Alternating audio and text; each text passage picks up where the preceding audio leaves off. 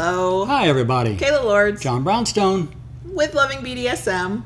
I almost forgot her name for a second. What am I? What is this thing I'm doing here? Oh, that's right. We're doing another 5 things you ought to know. Yeah. About insert BDSM topic here. And this one, it's not really about BDSM or kink. We're going to talk about new DS relationships. And there are some things that, whether you are completely new to DS or you are just entering into a new to you DS relationship, whether you've done it for years or not, there are some things you need to know. Yep.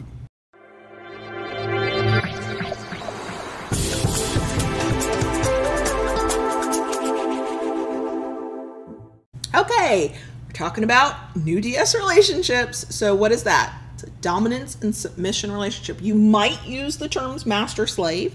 You might use caregiver, little, daddy dom, little, mommy, little. It's a power exchange relationship. We use the blanket term DS because for us, dominance and submission is on a spectrum.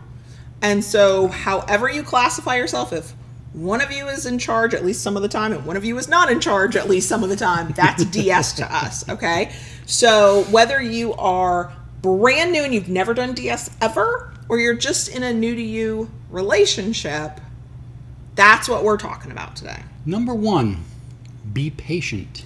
So you're really excited. You like this person. Maybe you've been in a vanilla relationship with them for a long time and you're ready to get raring and go. Woo, we're going to be kinky now and it's a power exchange. Let's do this thing. Woo. Okay, I'm going to need you to slow down and take a breath. Okay? But DS relationships, like any relationships, are a process. They are a journey. There is no destination. There is no moment when you are in a DS relationship and everything is now static. It's a constantly moving, growing, changing, morphing thing.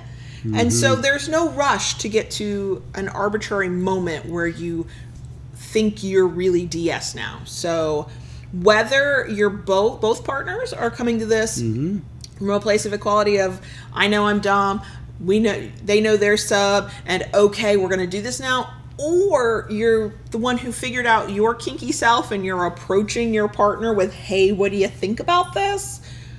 It all requires patience because it is not a race. No.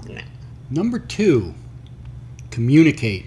Here's a skill you're going to need to get good at. And you will only get good at it by doing it a lot and kind of messing up every so often. Communication is the hallmark of anything in BDSM, especially in DS. And we talk about it all the time. We talk about talking all the time. People get bored hearing us talk about talking, but you know what? You don't get anything you want in any relationship without communicating it. And because of the power imbalance between the two partners, because of the kinky and sometimes very risky nature of what we do together, whether it's sexual or not, none of it works without communication. That's true. And the big part of that is communicate.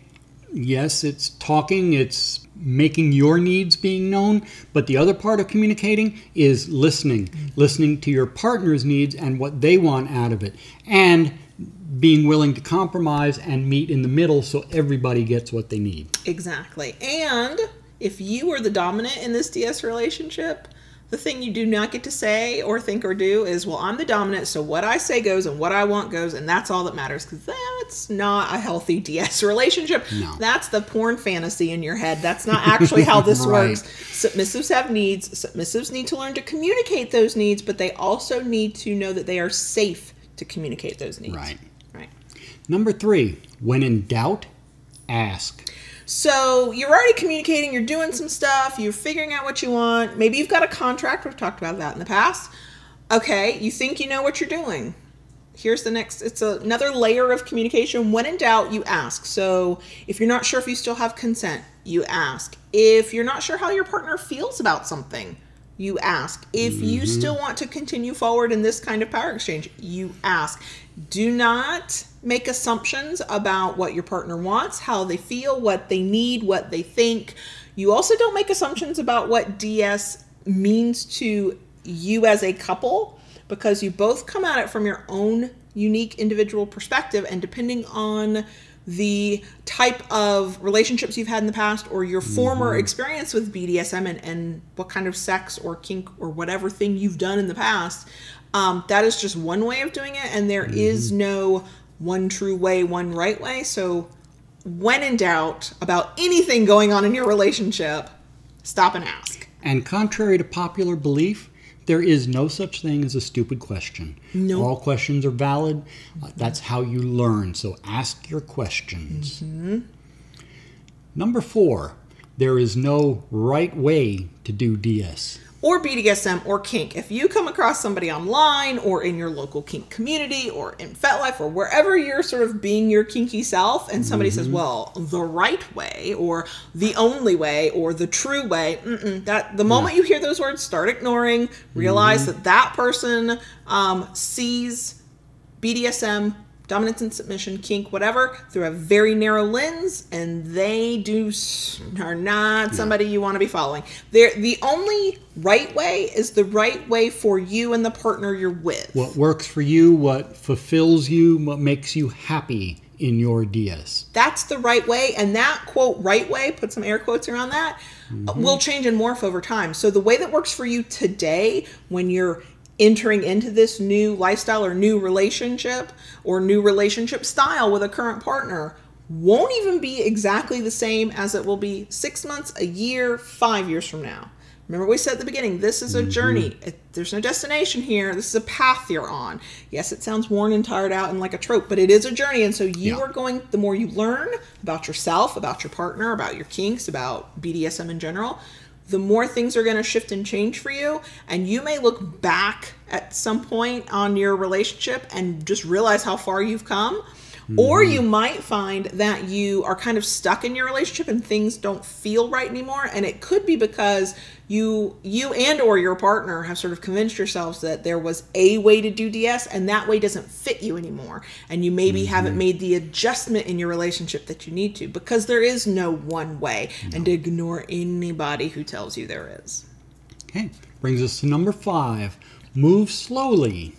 So we get messages from new DS kinky people all the time, and they want to do all of the power exchange things in their relationship at once. Yes. And then they get overwhelmed, or they get frustrated, or they think maybe I'm not kinky enough, and they have missed a very important step of doing anything new. Anything. Start slow. Yep.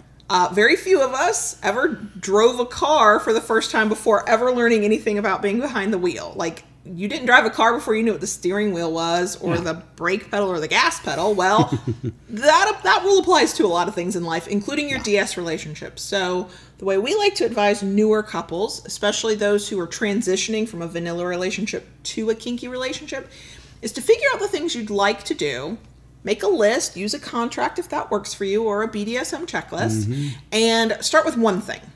Pick whatever thing that both of you go, yes, we want to do that. And yes, I know, one or both of you are going to want to do all the things. Totally get that.